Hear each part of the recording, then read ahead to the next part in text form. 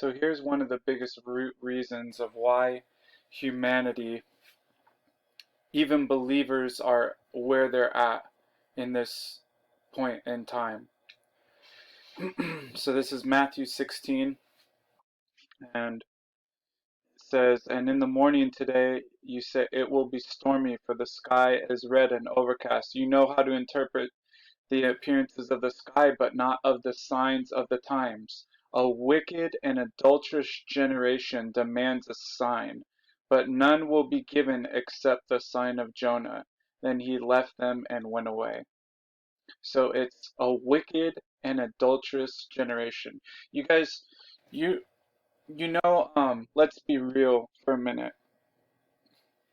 You know the real reason why people want to get married and why most people choose to marry who they do is because they want to have sex. That's the biggest uh, reason that it's usually not to have kids and to have children to give glory to God. It's because they want to fulfill a fleshly urge and desire that they have. It's no different than you guys. That's the reason the fallen angels came down in the days of Jared. They slept with human women that created an offspring of hybrids, people that were half angelic, half Nephilim, and half human.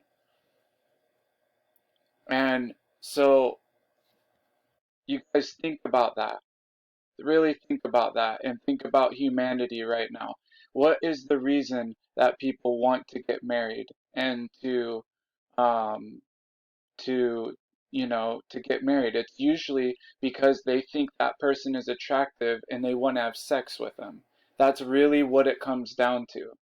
I said most people, when you really look at it and when we're really honest with ourselves. You guys, that is not a good place for us to be. That makes humanity look like a bunch of animals. And when you found a relationship or anything on something like that, it is going to fail. It's just a matter of time. Now, let's look at Isaiah. Where is it? Isaiah 57, okay? Isaiah 57:3, okay? It says, you, come, but as for you, come here, you children of sorceress, you offspring of adulterers and prostitutes."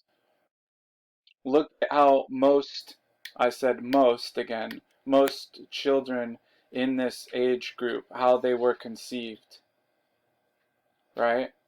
And let's read this in context, because I'm not gonna just show you one part of a passage and say, look, oh here. Let's read 57 in context. So here's 57:1.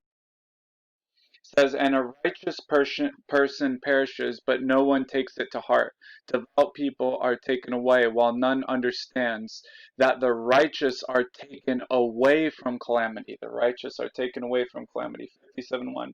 Now let's go to 57:2.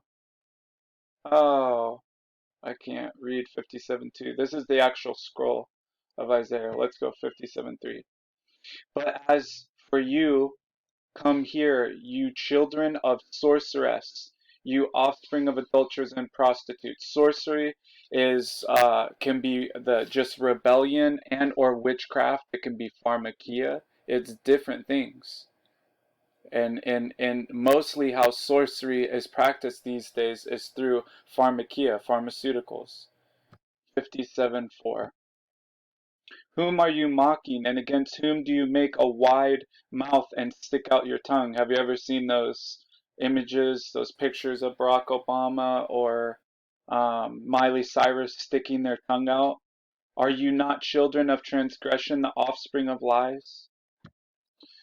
So one of the reasons I want to ask you this, you guys, is if you're eager to get married, or if you married for these reasons, look inside of yourself, you guys. And this is what I'm saying, is that the Spirit of Christ can transform your heart to where you will love somebody for a different reason. That's the whole point. That's the one of the biggest points of the gospel, you guys, is that your heart can be transformed to be different than this. That you may give God glory and overthrow all the powers of sin and death, the desires of the flesh, you guys. It makes people, the desires of the flesh show, and people who act on those, it makes people look like an animal, like an animal versus a woman or a man made in God's image and likeness. You guys, you can marry or like somebody because you find them attractive, or because you want to have if you want to release this physical desire, but that is not going to give you happiness. I'm not suggesting that. I am telling you that. I promise you. It might make you happy for a little bit. You might be satisfied for a little bit, but in the long run, the thing that will fulfill you is the love of Christ and the transformation. When you become the man or woman of God that the Lord has called you to be, and you will have a feeling of fulfillment. And when you are doing the things that the Lord has called you to do, you will have a sense of fullness about you. Don't let Satan exploit your fleshly feelings, you guys. Love somebody for what's on the inside of them. Don't treat them differently because you want to engage in some superficial act of fleshly desire. Love people for who they are, and have the Spirit of Christ transform your heart into a real man or woman of God. I love you guys. God bless.